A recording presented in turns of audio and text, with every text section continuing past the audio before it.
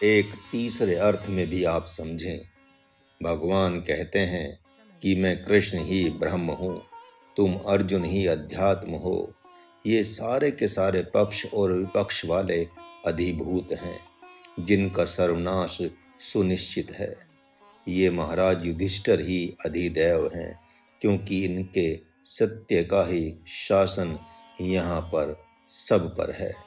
सत्य के ही शासन में पृथ्वी, जल, अग्नि, वायु, आकाश, सूर्य और चंद्रमा आदि स्थित हैं, तथा ये ऋषि, महर्षि, साधक, सिद्ध ही यहाँ अधियज्ञ हैं, क्योंकि इन सब की संतुष्टि के लिए ही महाराज युधिष्ठिर ने धर्म युद्ध को स्वीकार किया है। अब इसे चौथे अर्थ में भी देखें। अन्न ही ब्रह्म है, उससे प्राप्त होने वाला रस ही अध्यात्म है। जल ही कर्म है, इसका स्थूल भाग नाश होते हुए देखा जाता है, अतः वह अधिभूत है। अन्न और जल से एक दिव्य शक्ति प्राप्त होती है जो शरीर की सुरक्षा करती है, वही अधिदैव है। और उस शक्ति के प्राप्त होने के उपरांत जो ध्यान होता है वह ब्रह्म का ध्यान होता है, वही अधियज्ञ है। अतः वह ध्यान नामक विष्णु ही अधियज्ञ है। अब फिर पांचवें अर्थ में देखें। पिता ही ब्रह्म है, माँ ही अध्यात्म है, पुत्र ही कर्म है, इनसे उत्पन्न होने वाले साम्राज्य ही अधिभूत हैं। इनके कुल देवता जिनकी प्रसन्नता के लिए कर्म करते हैं, वही इस कुल की आत्मा अधिदैव पुरुष हैं, तथा कुल की प्रसन्नता के लिए किया जाने वाला कर्म ही अधियज्ञ है। पुनः अब सुगमता से अपने समझने के लिए छठा अर्थ देखें। प्राण ही ब्रह्म है, बुद्धि ही अध्यात्म है, शरीर ही अधिभूत है, मन ही अधिदैव है, तथा इस प्राण, मन, बुद्धि के योग से सद्गुरु की प्रसन्नता के लिए किया जाने वाला कर्म ही कर्म है। सद्गुरु ही आपका विष्णु है, इसलिए वह अधियज्ञ है, क्योंकि उसकी प्रसन्नता के लिए ही आप कर्म कर रहे हैं, इसलिए कि आपका वह चित्त ही तो है, अतः अधियज्ञ है। यहाँ तक अधिभूत, अधियज्ञ, कर्म, अध्यात्म और ब्रह्म को आपने बहुत कुछ समझ लिया होगा। आप यदि साधक हैं तो आपको सर्वप्रथम उपरोक्त स्वरूपों पर भली भांति चिंतन करके इनमें से कौन त्याग के लिए योग्य है, कौन ग्रहण के योग्य है, इसका निर्णय करके साधना प्रारंभ करनी चाहिए। ये माता पिता, भाई बांधव हैं, ये मेरे बाल बच्चे हैं, ये मेरे देवी देवता हैं। इस प्रकार जानने को जानना नहीं कहते। हाँ, ब्रह्म, अध्यात्म, अधिभूत आदि तथा मन, बुद्धि, प्राण आदि को जानना ही जानना कहा जाता है। एक बार फिर आठवें अर्थ को देखने के लिए गहरे में उतरें। यह गूढ़ात्मक अर्थ आप जैसे साधुकों के लिए है। रात्रि ही ब्रह्म है, इस रात्रि में शयन करने वाला पुरुष अध्यात्म है। स्वप्न ही अधिभूत है, स्वप्न में भी जप, तप, योग आदि साधना करना कर्म है। स्वप्न का देखना और स्वप्न का देवता ही अधिदैव है, और सुषुप्ति अवस्था ही अधियज्ञ है, क्योंकि सभी सुषुप्ति यानी प्रगाढ़ निद्रा की कामना करते हैं। ठीक उसी प्रकार यह दिन ही ब्रह्म है, इसमें जागने वाले आप सभी ही अध्यात्म हैं, अर्थात दिन की आत्मा है। प्रभु के निमित्त किया जाने वाला अभ्यास योग ही आपका कर्म है। आपकी साधना में विघ्न डालने वाले विरोधी तत्व अधिभूत हैं, क्योंकि आपका विरोध करके स्वयं को नष्ट होते ही है, आपके पापों का भी नाश कर डालते हैं। इस कारण से वे अधिभूत हैं। मैं ब्रह्म के लिए जाग रहा हूँ, यह आपका संकल्प ही अधिदैव है।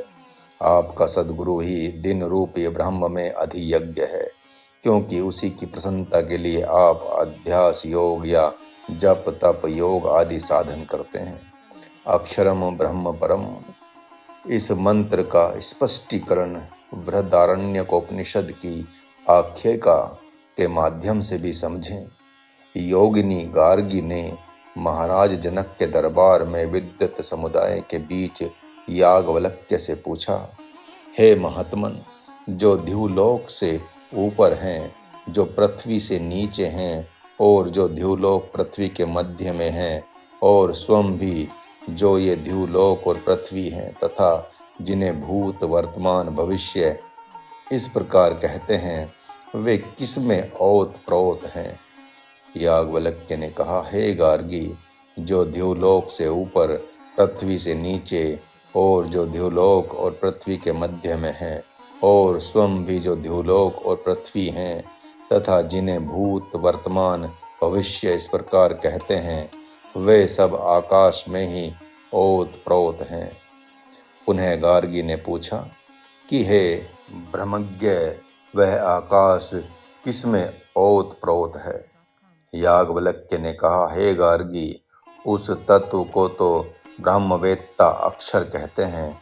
वह न मोटा है न पतला है, न छोटा है न बड़ा है, न लाल है न पीला है, न ठोस है न द्रव्य है, न छाया है न तम अर्थात अंधकार है, न वायु है न आकाश है, न शब्द है न रस है, न गंध है, न नेत्र है न कान है, न वाणी है, न मन है, न तेज है, न प्राण है, न मुख है, न बाप है, न उसमें अंदर है न बाहर है। वह कुछ भी नहीं खाता, उसे कोई भी नहीं खाता। हे गार्गी, इस अक्षर के ही प्रशासन में सूर्य और चंद्रमा विशेष रूप से धारण किए हुए स्थित रहते हैं। हे गार्गी, इस अक्षर के ही प्रशासन में द्युलोक और पृथ्वी विशेष रूप से धारण किए हुए स्थित रहते हैं। हे गार्गी, इस अक्षर के ही प्रशासन में निमेष, मुहूर्त, दिन रात, अर्धमास, मास, ऋतु, संवत्सर विशेष रूप से धारण किए हुए स्थित रहते हैं। हे गार्गी, इस अक्षर के ही प्रशासन में पूर्व वाहिनी एवं अन्य नदियाँ श्वेत पर्वतों से बहती हैं, तथा अन्य पश्चिम वाहिनी नदियाँ जिस दिशा में बहने लगती हैं उसी का अनुसरण करती रहती हैं। हे गार्गी, इस अक्षर के ही प्रशासन में मनुष्य दाता की प्रशंसा करते हैं, तथा देवगण यजमान की और पितृगण दर्वी होम का अनुवर्तन करते हैं। हे गार्गी, जो कोई इस लोक में इस अक्षर को न जानकर हवन करता है, यज्ञ करता है और अनेकों सहस्त्र वर्ष पर्यंत तप करता है, तथा उसका वह सब कर्म अंतवान ही होता है। जो कोई भी इस अक्षर को बिना जाने इस लोक से मर कर जाता है, वह कृपण दीन है। और हे गार्गी, जो इस अक्षर को जानकर इस लोक से मर कर जाता है, वह ब्राह्मण है। हे गार्गी, यह अक्षर स्वयं दृष्टि का विषय नहीं किंतु दृष्टा है, श्रवण का विषय नहीं किंतु श्रोता है, मनन का विषय नहीं किंतु मनता है, स्वयं अविज्ञात रहकर दूसरों का विज्ञाता है। इससे भिन्न कोई दृष्टा नहीं है, इससे भिन्न कोई श्रोता नहीं है, इससे भिन्न कोई मनता नहीं है, और इससे भिन्न कोई विज्ञाता नहीं है।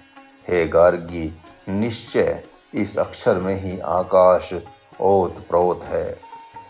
बृहदारण्यकोपनिषद 3 अध्याय 8 ब्राह्मण। अब महात्मा अर्जुन के 8वें प्रश्न का उत्तर प्रभु ने देना प्रारंभ कर दिया है। इस प्रकार, हे पार्थ, जो मेरे अक्षर स्वरूप का स्मरण करता हुआ शरीर का त्याग करता है, वह मुझे ही प्राप्त हो जाता है। इसमें कोई संशय है ही नहीं, क्योंकि यह नियम है कि शरीर छोड़ते समय जो जिस जिस भाव वाले होते हैं, वे उसी भाव के अनुरूप गति को प्राप्त करते हैं। प्रभु ने भक्तों के लिए स्पष्ट कहा है कि अंतिम समय में उन्हें अध्यात्म, अधिभूत, अधिदैव और अधियज्ञ आदि को छोड़कर मुझ अक्षर अविनाशी तत्व का ही स्मरण करना चाहिए। सारे के सारे दृश्य वर्ग अर्थात प्राणी पदार्थ किसी न किसी के लिए अध्यात्म हैं, अधिभूत हैं, अधिदैव हैं, अधियज्ञ हैं। इसलिए व्यावहारिक परंपरा को हृदय के अंतर्गत नहीं लाना चाहिए। महात्मा अर्जुन, ऐसे उत्तम अधिकारी शिष्यों में से हैं जो भगवान जैसे सद्गुरु को प्राप्त कर उस सगुण विग्रह के प्रति भी संपूर्णता से समर्पित होने को राजी नहीं है। तभी तो उन्होंने उनके निर्गुण निराकार रूप को जानने की जिज्ञासा व्यक्त की है। वे ये भी सोच सकते थे कि साक्षात नारायण ही मेरे सामने कृष्ण नाम और रूप वाले प्रकट हुए हैं, तो मुझे और कुछ जानने की क्या आवश्यकता है। किंतु वे अति सावधान हैं, इसलिए कि वे जान गए हैं कि सगुण विग्रह भी आने जाने वाला है, अतः उसके मूल को भी जान लेना चाहिए। बहुधा साधक सद्गुरु को पाकर असावधान होते देखे जाते हैं, जबकि और भी सावधान होना चाहिए। जामवंत के द्वारा एक ऐसा प्रसंग आया है जिसके द्वारा उनकी कुछ असावधानी दृष्टिगोचर हो रही है। उन्होंने भगवती सीता की खोज के समय समुद्र के तट पर भक्त अंगद से कहा, हम सब सेवक अति बड़भागी, संतत सगुण ब्रह्म अनुरागी। तात राम कहूँ नर जनि मानू हूँ, निर्गुण ब्रह्म अजित अज जानू हूँ। यहाँ स्पष्ट है कि जामवंत ने किसी के द्वारा सुन लिया है, चाहे हनुमान जी से सुना हो, चाहे किसी भी संत से, कि प्रभु श्री राम साक्षात निर्गुण निराकार पर ब्रह्म परमात्मा ही हैं। किंतु जब द्वापर युग में अपनी गुफा के अंतर्गत भगवान श्री कृष्ण से युद्ध करते हैं और पराजित होने के उपरांत भगवान को पहचानते हैं, तो यहाँ पर इनकी अल्पज्ञता भी सिद्ध होती है।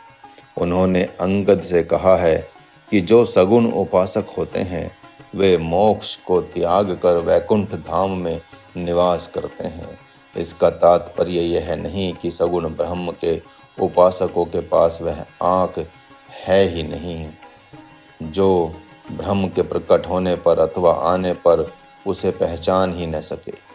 भगवती शबरी, सुतीक्ष्ण, शरभंग, अगस्त्य आदि ने भी भगवान का दर्शन किया और उनकी जीवनी से स्पष्ट देखा जा रहा है कि उनके हाथ में सगुण धाम और निर्गुण धाम दोनों ही प्राप्त हैं।